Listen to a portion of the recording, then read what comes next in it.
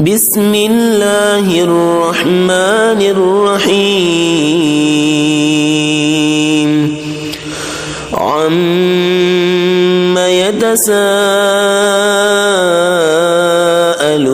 يتساءلون عن النبأ العظيم الذي هم فيه مختلفون كلا سيعلمون ثم كلا سيعلمون ألم نجعل الأرض مهادا والجبال أوتادا وخلقناكم أزواجا وجعلنا نومكم سباتا وجعلنا الليل لباسا وجعلنا النهار معاشا وبنينا فوقكم سبعا شدادا وجعلنا سراجا وهاجا وأنزلنا من المعصرات ماء ثجاجا لنخرج به حبا ونباتا وجنات ألفافا إن يوم الفصل كان ميقاتا يوم ينفخ في الصور فتأتون أفواجا وفتحت السماء فكانت أبوابا وسيرت الجبال فكانت سرابا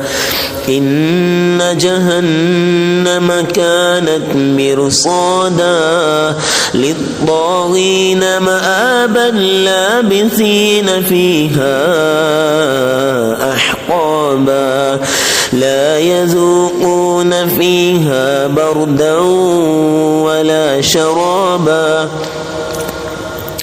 إلا حميما ووساقا جزاء وفاقا إنهم كانوا لا يرجون حسابا وكذبوا بآياتنا كذابا وكل شيء أحصيناه كتابا فذوقوا فلن نزيدكم إلا عذابا إن للمتقين مفازا حدائق وأعنابا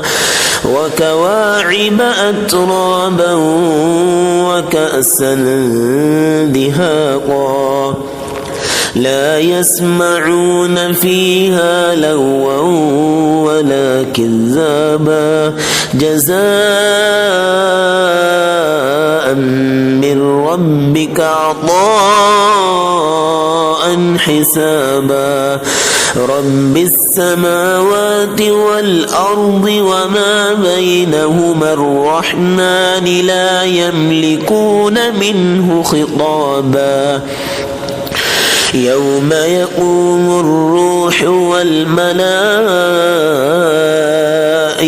صفا لا يتكلمون إلا من أذن له الرحمن وقال صوابا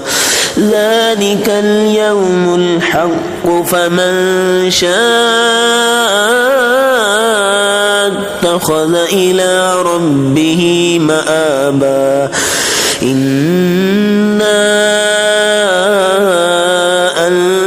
أنذرناكم عذابا